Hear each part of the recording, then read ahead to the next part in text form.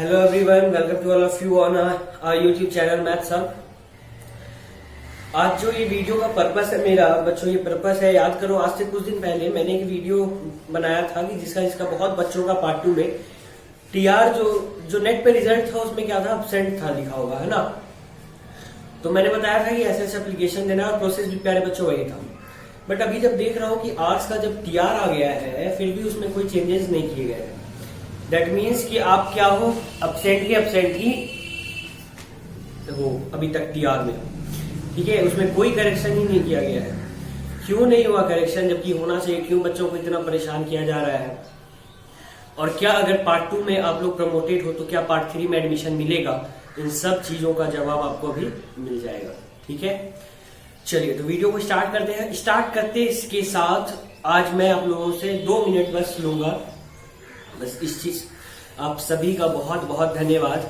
जैसा कि आप लोगों को पता है कि मैथ्स हब की अब ऑनलाइन कोर्सेज स्टार्ट हो चुकी हैं। तो ऑनलाइन कोर्सेज की मैंने बैच अनाउंस की थी 9 नवंबर से, और 2 दिन में ही आप लोगों ने पूरा का पूरा हाउसफुल कर दिया। दैट मीन कि जितने सीट्स थे सारे सीट्स पे क्या हो गया, एडमिशन हो गए। मुझे भी बिलीव नहीं हुआ कि मतलब 2 दिन के अंदर इतने बच्चों ने रजिस्ट्रेशन करवाया और अपना अपना एडमिशन ले लिया। और बहुत बच्चों को सीट के इश्यूज के कारण एडमिशन भी नहीं मिल पाए हैं, बिकॉज ऑफ सीट इश्यूज, ठीक है। तो मैं उन बच्चों को मायूस नहीं होना है, उन्हें भी एडमिशन मिल जाएगी। आगे चल के हमारी बैचेस फिर से स्टार्ट हो रही है। अभी आपको स्क्रीन पे टाइम टेबल दिख जाएगा कि कब कब कौन कौन सी बैचेस आने वाली है, ठीक है। अभी आप लोग स्क्रीन पे अच्छे से ले लो स्नैप कि कौन कौन से बैच, न्यू बैच बहुत जल्द आने वाले हैं। Part 1, part 2, part 3 BA English honours, for math honours BSc part 1 recently आने वाला है। पार्ट 2, पार्ट 3 की बैचेस दिसंबर फर्स्ट वीक में अनाउंस होने वाली है।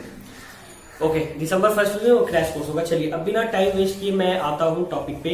जो हमारा टॉपिक है क्या कि आखिर क्यों नहीं हुआ करेक्शन और अब करें क्या अगर नहीं हुआ है करेक्शन। तो प्यारे बच्चों अब यहाँ ध्यान दो कि क्या है प्रोसेस। सबसे पहला चीज तो ये जो आप लोगों ने किया ये आप लोगों को करना ही नहीं था। क्यों नहीं करना था? करना तो बिल्कुल आपके जो कॉलेज है ये सारी रिस्पॉन्सिबिलिटी उनकी बनती है। बट इंस्टीड ऑफ कॉलेज आप खुद वो सब काम करके आ रहे हो, खुद आप यूनिवर्सिटीज आ रहे हो, खुद आप एप्लीकेशन दे रहे हो, जबकि ये सब काम किसको करना चाहिए था? कॉलेज को करना चाहिए था। क्योंकि हम लोग क्या है, वो लोग क्या है, कॉलेज के स्टूडेंट है ना। आप लोग क्या हो, कॉलेज के स्टूडेंट। कॉलेज की रिस्पॉन्सिबिलिटी बनती है क्या कि वो आपकी काम को पूरा करे। बट कॉलेज ने तो कुछ नहीं सुना, बस आपके एप्लीकेशंस को फॉरवर्डिंग करवा, वो आप लोगों को भी क्या बताया हुआ, कॉलेज में जाइए फॉरवर्डिंग कराइए। तो ये तो चलिए इतना भी काम हम लोगों ने कर दिया, बट फिर भी करेक्शन नहीं हुआ। ये तो हद हो गई भाई, कि बच्चों को परेशान करने का तो हद है। जो बच्चा एग्जाम में प्रेजेंट है उसका कॉपी नंबर है, आखिर वो कॉपी कहाँ गया? अभी अगर आरटीआई फाइल कर दो, कुछ भी कर दो, पूरा का पूरा यूनिवर्सिटी में ताला लग जाना चाहिए। हकीकत तो ये कि पूरा का पूरा यूनिवर्सिटी में ताला लग जाना चाहिए। बट अभी क्या होता है, सोचते हैं आप लोग क्या सोचोगे, कौन इतना टाइम वेस्ट करे। बट प्यारे बच्चों एक चीज अब ध्यान रखना है, अब उलझन क्या आएगी कि क्या आपका एडमिशन होगा पार्ट 3 में या नहीं होगा। बहुत अटकलें हैं, कुछ लोगों को कहना है कि एडमिशन नहीं होगा जब तक पार्ट 2 क्लियर नहीं होगा, है ना। कुछ लोगों का कहना है कि जब तक आप नेक्स्ट ईयर फिर से सब्सिडी का फॉर्म भर सकते हो। तो इन सब चीज को अभी हम लोग समझेंगे। बट सबसे पहले मेरी जो नाराजगी ये है, मेरा जो गुस्सा है इस बात पे है कि जब हम लोगों का ये काम नहीं था, ठीक है, जब बच्चों का ये काम नहीं था, ये काम किसका था? कॉलेजेस का था। फिर भी बच्चों ने जाके यूनिवर्सिटी में एप्लीकेशन फाइल किया। बट उसके इंस्टीड ऑफ उसके बाद भी क्या हुआ, कोई सुनवाई नहीं हुआ। तो आखिर ये बच्चों के साथ हो क्या रहा है, क्यों खिलवाड़ किया जा रहा है? जो बच्चे एग्जाम दे के आए हैं उनके रिजल्ट्स में एब्सेंट क्यों किया जा रहा है, ठीक है। ये सब मसला है बच्चों। मैं आपसे यही रिक्वेस्ट करूंगा कि जिनका भी नहीं हुआ है एब्सेंटली, सबसे पहले यूनिवर्सिटी बाद में जाना, ठीक है। सबसे पहले कॉलेज में जाओ और अपने प्रिंसिपल से बोलो कि क्या ये मेरी ड्यूटी है या आपकी ड्यूटी है। या आपकी ड्यूटी है तो फिर है क्या? हम तो कॉलेज को जानते हैं, मैं तो कॉलेज में एडमिशन लिया है, कॉलेज न जाने यूनिवर्सिटी को। रियलिटी तो यही होनी चाहिए, कॉलेज समझे यूनिवर्सिटी का लफड़ा, हम क्यों समझे? हम डायरेक्टली क्यों समझेंगे यूनिवर्सिटी से? हम आपके यहाँ क्यों आए आखिर? इसीलिए ना कि भाई आप सब कुछ ठीक ठाक करके दोगे हमको। अब जो मेरी गलती यूनिवर्सिटी का था उसको तो आप सुधरवाओगे, यूनिवर्सिटी को आप जानते हो, मैं क्यों जानूंगा यूनिवर्सिटी को? सारा मसला बच्चों ने रख लिया, ठीक है। तो अभी फिलहाल मुझे तो लगता है यही करना ठीक है। आप लोग जाओ कॉलेज, अपने अपने कॉलेजेस में जाके बात करो कि आखिर क्यों नहीं हुआ है, और ना हो तो एडमिशन स्टार्ट ही मत होने। तो सिंपल सी बात है, पहले सबका रिजल्ट ठीक करो। जो बच्चा प्रेजेंट है उसे अपसेंट क्यों किया जा रहा है। इस वीडियो को इतना शेयर करो बच्चों के, बिहार का ये जो शिक्षा व्यवस्था है ना, ये पूरा का पूरा ओपन हो जाए कि आखिर बच्चा एग्जाम दे के आ रहा है, उसके पास उसका कॉपी नंबर है और फिर उसको एब्सेंट डिक्लेयर कर दिया जा रहा है रिजल्ट पे, सिर्फ इसलिए कि उसको परेशान किया जाए। कितना परेशानी हो रहा है, कितनी परेशानी है, सबको झेलनी पड़ रही है। और ये महज किस लिए किया जा रहा होगा वो आपको भी पता है बेहतर, और मुझे भी पता है बेहतर कि एब्सेंट वाला केस क्यों किया जा रहा है। तो आखिर ये हम बच्चों के साथ ऐसा क्यों होता है, किसी स्टूडेंट्स के साथ ही क्यों होता है। हर जगह भी जहां देखो सब जगह स्टूडेंट्स, तो हर जगह जो झेलना पड़ रहा है वो सिर्फ स्टूडेंट को झेलना पड़ रहा है। स्टूडेंट की दर्द तो कोई नहीं समझता कि अगर बच्चा एग्जाम ना दे तब आप एब्सेंट करो तो कोई बात, बच्चा एग्जाम दे दिया उसके बाद भी आपको कुछ नहीं दिख रहा है, बस नहीं एब्सेंट। बच्चा एप्लीकेशन दे दिया उतना दूर जाके आपका यूनिवर्सिटी में। अब सोचो कि जमुई तक आपका भागलपुर यूनिवर्सिटी, ठीक है, वहां का बच्चा भागलपुर जा रहा है सिर्फ किस लिए कि भाई एप्लीकेशन दे देंगे कंट्रोलर के नाम से, करेक्शन हो जाएगा। एप्लीकेशन देने के बाद वो लोग क्या बोले कि ठीक है टीआर में आपका करेक्शन होके आएगा, पर कहाँ आया टीआर में करेक्शन होके। तो बच्चों देखो, उम्मीद यही है कि अब आगे का जो काम होगा ना थोड़ा लेंदी होने वाला है, ठीक है। अब जब तक थोड़ा एग्रेसिव नहीं बनोगे काम होने वाला बिल्कुल नहीं है। बिना बहुत आप लोग क्या सोचे कि एप्लीकेशन देता हूँ, ये देता हूँ, वेट कर लेता हूँ टीआर का, ठीक है। अगर ऐसे ही रहोगे तो काम नहीं होगा, थोड़ा एग्रेसिव होना पड़ेगा। इन लोगों को ना, जैसे ये होता है ना कि लातों के भूत बातों से नहीं मानते, वो हालत हो गई है इन लोगों की। बिना मार खाए इन लोगों की कुछ होने वाली ही नहीं। आखिर जो बच्चा एग्जाम दिया उसको क्यों अपसेंट कर रहे हो भाई, जो नहीं दिया है उसको अपसेंट करो तो कोई बात है, जो एग्जाम नहीं दे दिया उसको भी आप अपसेंट कर रहे हो। क्या कहना चाह रहे हो, क्या दिखाना क्या चाह रहे हो कि इस टाइप की आपकी शिक्षा व्यवस्था है। बोलने का तो भी इतना खराब लफ्ज मुंह से निकल जाए कि क्या बोलूं, बट नहीं बोल सकता हूँ क्योंकि ये सोशल प्लेस है, ठीक है। बट गुस्सा तो उनसे जाके मिलो, उनसे जाके पूछो उनकी क्या हालत हो रही होगी जिनको अपसेंट कर दिया है, ठीक है। मुझे 3-4 बंदों के कॉल आएंगे, अपसेंट ठीक नहीं हुआ है, अपसेंट ठीक नहीं हुआ, आपने बोला था कि एप्लीकेशन दे दो ठीक हो जाएगा। तो ये तो एप्लीकेशन दे दिया आपने, जो कि ये कॉलेज को करना था, ये आप जाके कर रहे हो।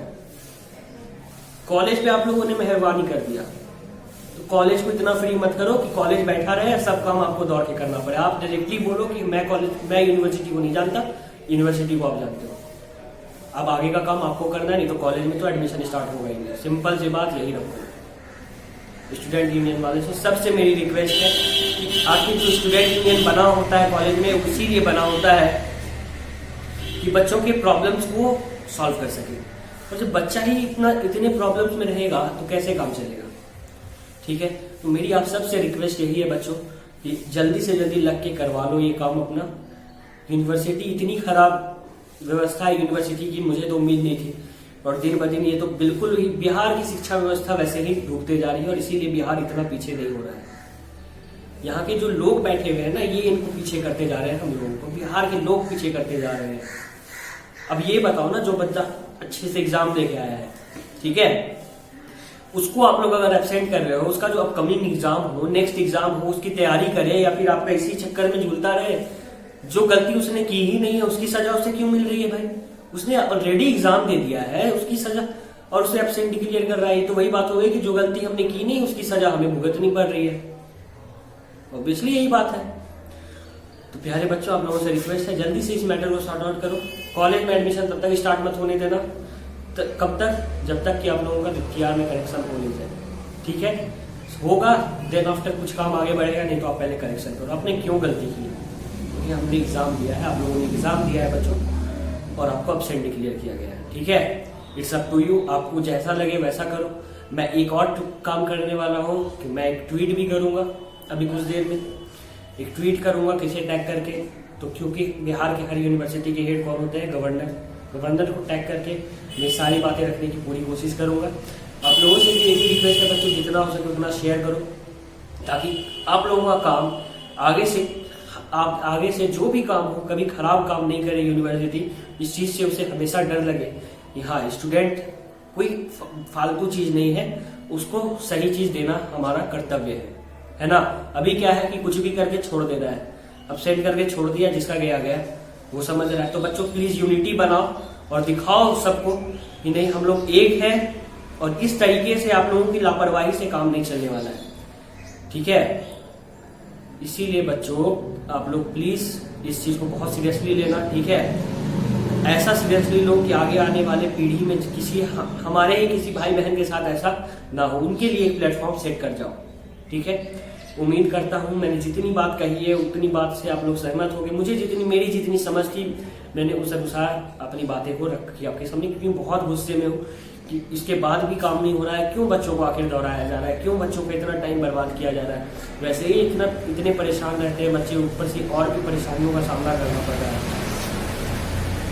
ठीक है। मुझे आप लोगों से यही उम्मीद है कि आप लोग ज्यादा से ज्यादा इसको शेयर करके हर जगह फैलाओगे, और जब तक ये करेक्शन नहीं होगा तब तक आप लोग किसी भी वर्क को आगे नहीं बढ़ने दोगे। उम्मीद करता हूँ सब कुछ बढ़िया होगा, और उम्मीद क्या करना, बढ़िया तो उनके लिए नहीं होगा जिनका टीआर में करेक्शन नहीं हुआ है।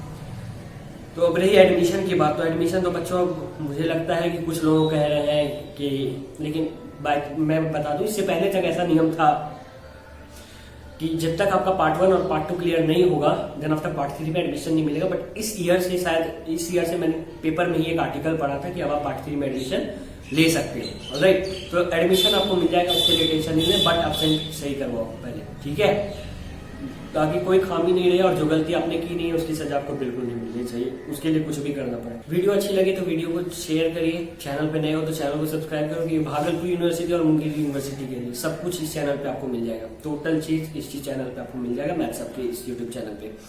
प्लस अगर ऑनलाइन पेड कोर्स ज्वाइन करना चाहते हो, रजिस्ट्रेशन अभी ओपन है, आप लोग अपना रजिस्ट्रेशन करा सकते हो। रजिस्ट्रेशन के लिए क्या करना होगा, स्क्रीन पे जो नीचे नंबर चल रहा है बस उस पर व्हाट्सएप या कॉल कर सकते हो आप लोग। चलो ठीक है, मुलाकात होगी हमारी नेक्स्ट वीडियो में, तब तक खुश रहिए, ख्याल रखिए, बाय बाय, टेक केयर।